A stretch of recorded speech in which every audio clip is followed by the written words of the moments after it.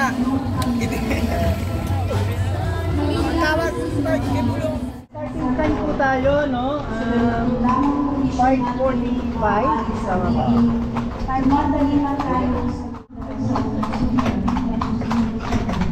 So, ikot po tayo ng Intramuros. Ako po si Kuya Eugene. Ang pangalan ng horse natin ay Franco. So, ikot po tayo gamit ang 1 horsepower. Na kung tawagin natin ay Calesa. Pero pwede siyang tawagin Ferrari. Literally 1 horsepower na.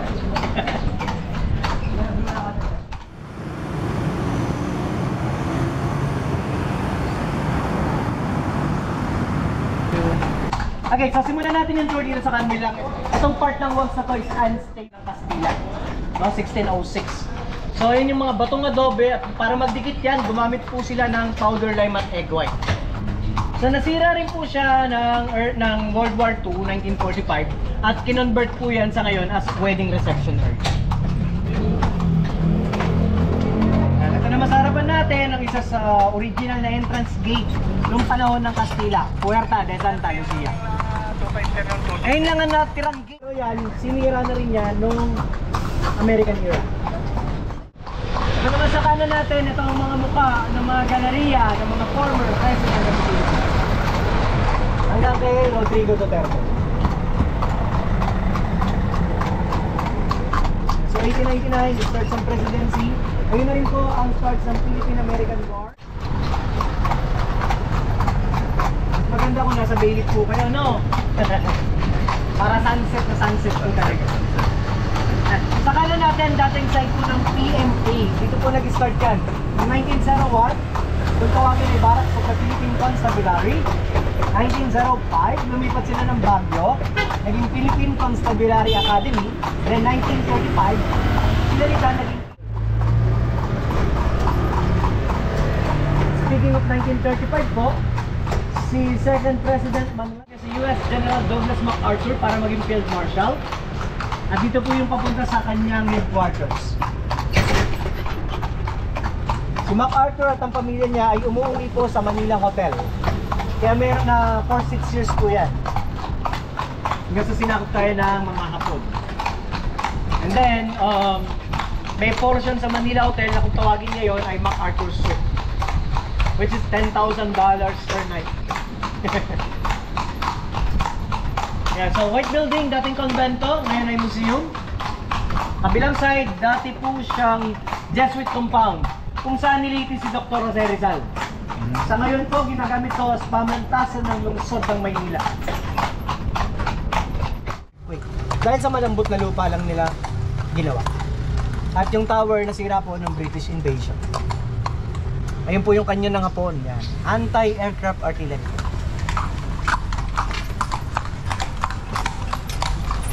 Ito po yung mga tama ng bala, ayan po. Pagka yung walls po ay flat and clean, restored na po yan. Pag may mga butas, ayan po yung original part ng Spanish era. Ito naman ang gate ng Castilla. Side by side, ginamit po sa prison cells. Pero sa labas po niyan, wedding area na ngayon. So parehas lang yan. Kapag once na kinasal ka, kulong pa. Joke lang. Ayan. So ito naman yung papunta sa Rizal Park, National Museum. Palabas po ng Intramuros. Ito po yung tinatawag na gap. No? Nag-open po sila ng ibang part ng walls para magkaroon ng entryway yung mga big vehicles ng mga no American era, like yung mga trambilya. So naman sa kaliwa, Department of Labor and Employment, DOLE. Usually talaga pag inikot ang Intramuros po, nasa 20 to 30 minutes na yung dire-diretso.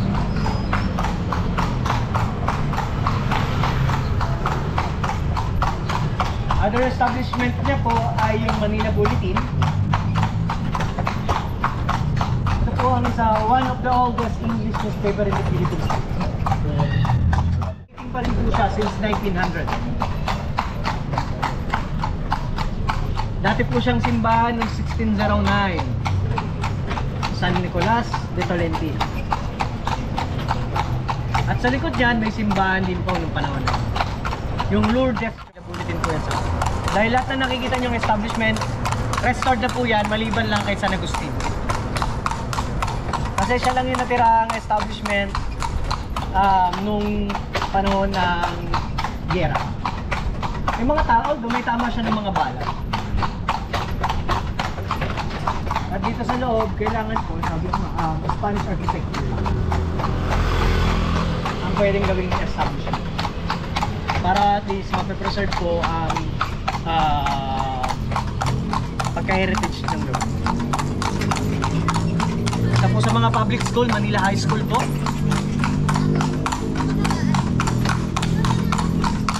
Ayan, ito na yung hotel. Ang may-ari po nito, Pamilya Laurel.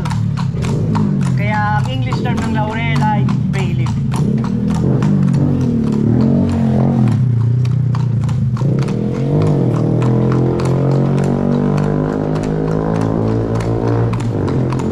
So pwede po kayong pumanik din sa may taas, sa may sky deck niya po, no?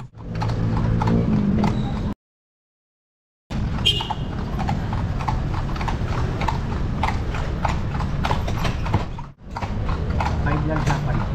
Ayun yung naman siya.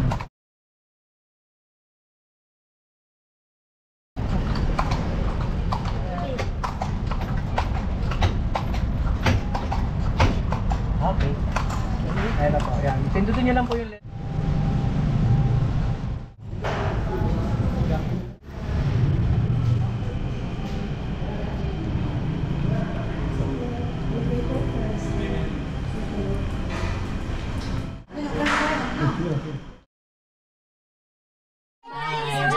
Bye-bye.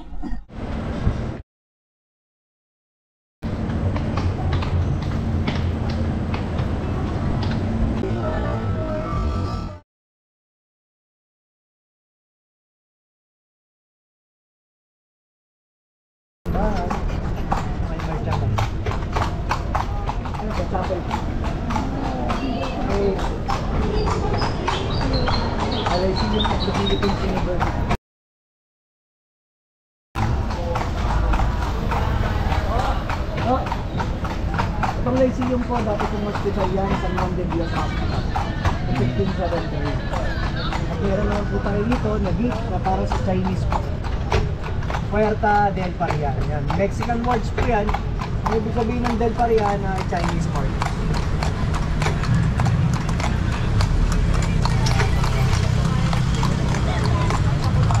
So 1593 yan po yung ginagamit ng dito sa mga oh! Magulas doon ah. Dahil natin yung horse na.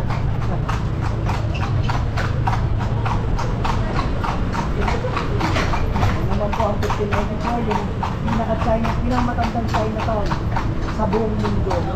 Sa labas ng China. Yung Binondo. Hindi rin. Bali yun lang po yung Binondo. Ito po yung labas ang pagkakas.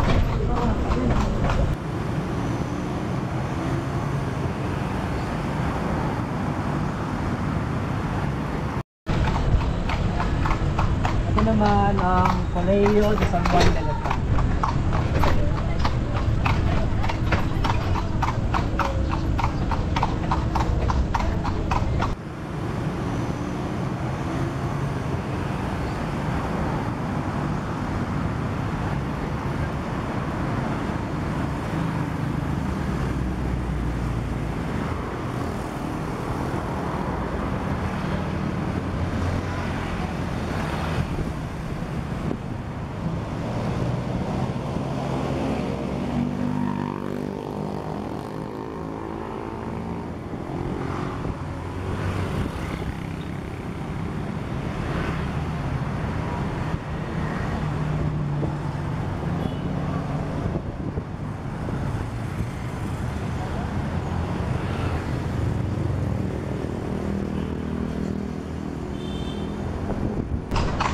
Namatay po siya sa aneurysm.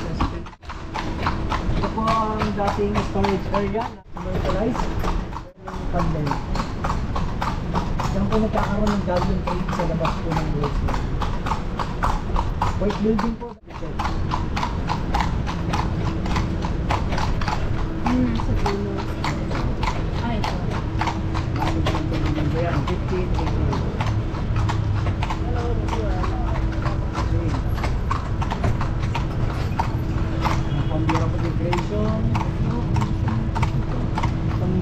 building naman na to ay dating custom house. Buwan na building. Yung Central Bank at yung Power. Ayos ngayon as National Archives of the Philippines. Yung secretary, yung secretary, pangalan ng Pilipinas. Then, yung red building niya, ang dating nakatayo dyan ay UST.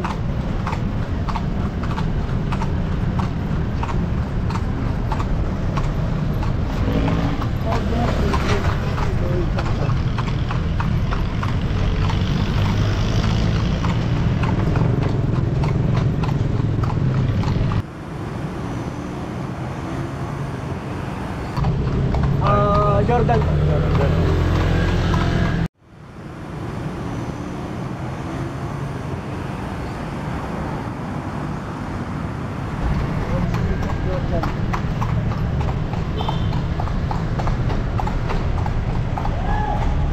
Sa kaliwa dati.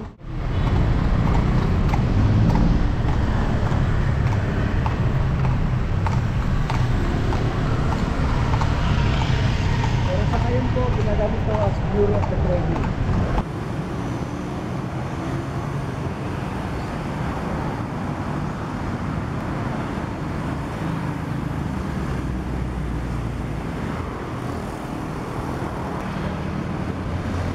Sa gabing gabi, bukas na yung ilaw naman.